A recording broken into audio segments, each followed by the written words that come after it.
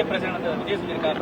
அதே மாதிரி 2026 வந்து திமுகவுக்கும் டிவிகேக்கு மட்டும்தான் போராட்டம், தவகேக்கு மட்டும் சாரி போட்டி சொல்லியிருக்காரு. அப்புறம் விஜய் அவங்க சொல்லினா அப்புறம் விஜய் நீங்க மதிக்க மாட்டீங்கல்ல? ஆக்டர் விஜய் அவர்கள், அரசியல் தலைவர் விஜய் அவர்கள் இன்னைக்கு அவங்க வந்து போட்டி வந்து திராவிட முன்னேற்ற கழகத்துக்கும் தமிழக வெற்றி கழகம் சொல்லினா அப்புறம் நீங்க மதிக்க மாட்டீங்க. அப்புறம் எதுக்கு அரசியல் கட்சி ஆரம்பிச்சீங்க, அப்புறம் எதுக்கு மாநாடு போடுறீங்க? அதனால எல்லா அரசியல் கட்சி தலைவர்களும் இது சொல்வது இயல்புதான். மக்களுக்கு தெரியும் இன்னைக்கு போட்டி என்பது தேசிய ஜனநாயக கூட்டணி 2026 ஹரியானைக்கு ஆட்சிக்கு வருவதற்கு தயாராகி விட்டது மக்கள் மனசுல. என்னை பொறுத்தவரை இன்னும் வாக்குப்பெட்டியில மக்கள் எல்லாம் ஓட்டு போட்டு அந்த எண்ணிக்கை முடிந்து அதிகாரப்பூர்வமாக மக்கள் சொல்லணும். மக்களுடைய மனதில் தேசிய ஜனநாயக கூட்டணி வந்துருச்சு.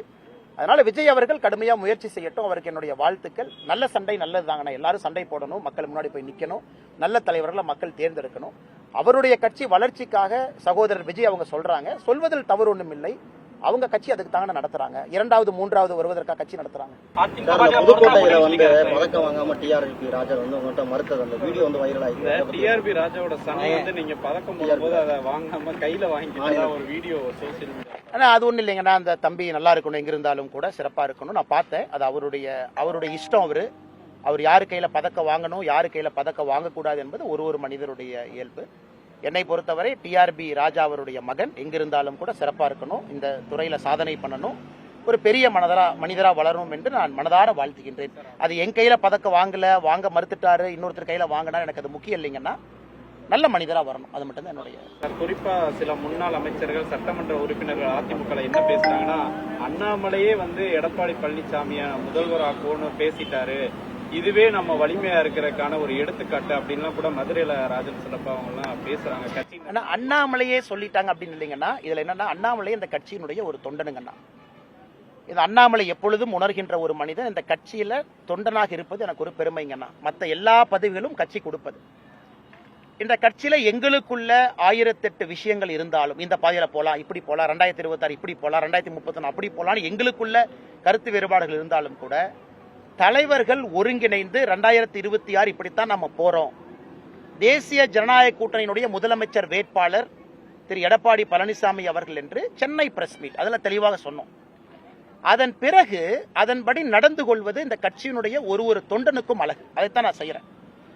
எனக்கு மாறுபட்ட கருத்துக்கள் இருந்தாலும் ஒரு தொண்டனாக இந்த கட்சியில் நான் வேலை செய்யும் பொழுது கட்சியினுடைய கருத்து எனக்கு வேத வாக்கு.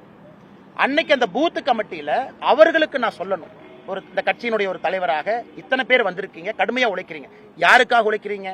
68,000 பூத்துல ஒரு தலைவர், 12 துணை தலைவர்கள், 13 பேரை நீங்க எடுத்துக்கிட்டீங்கன்னா 68,000 பூத்து கணக்கு போடுங்க, 10 லட்சம் பேர்.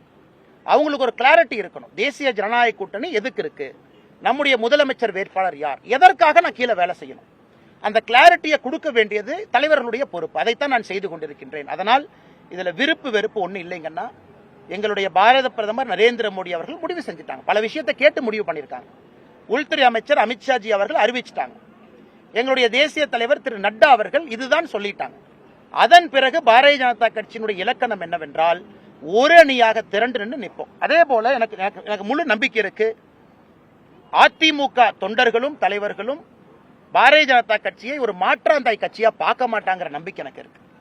நாங்க உயிரை கொடுத்து எங்களுடைய தலைவர்கள் சொன்ன பிறகு நாங்க உயிரை கொடுத்து தேசிய ஜனநாயக கூட்டணி ஜெயிக்கணும்.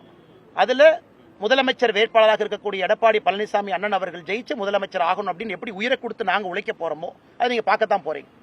அதே போல அனைத்து இந்திய அண்ணா திராவிட முன்னேற்ற கழகத்தினுடைய வலிமை மிகுந்த தொண்டர்களும் தலைவர்களும் பாரதிய ஜனதா கட்சி எங்க நிக்குதோ அவர்களை நம்ம ஜெயிக்க வைக்கணும்.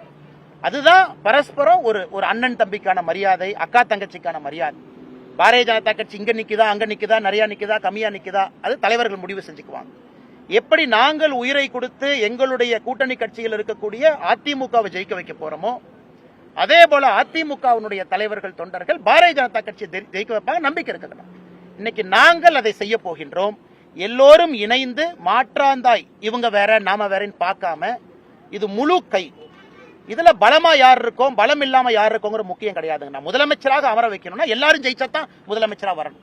அத்தனை இடத்திலும் ஒரு வலிமையான போட்டி இருக்கக்கூடிய சூழ்நிலையில எல்லா இடத்திலும் 234 தொகுதியிலும் நம்முடைய வேட்பாளர்கள் ஜெயிச்சா தான் அண்ணன் எடப்பாடி பழனிசாமி அவர்களை முதலமைச்சர் நாட்கள் அமர வைக்க முடியும். அதனால அனைத்து இந்திய அண்ணா திராவிட முன்னேற்ற கழகத்தினுடைய தலைவர்கள் சில பேர் சொன்னீங்க, மரியாதைக்குரிய தலைவர்கள் தொண்டர்கள் எல்லாம் பாரதிய ஜனதா கட்சியுடைய வெற்றிக்கும் அந்த களத்துல கடுமையாக பாடுபடுவார்கள் என்கின்ற முழு நம்பிக்கை எனக்கு இருக்குங்க.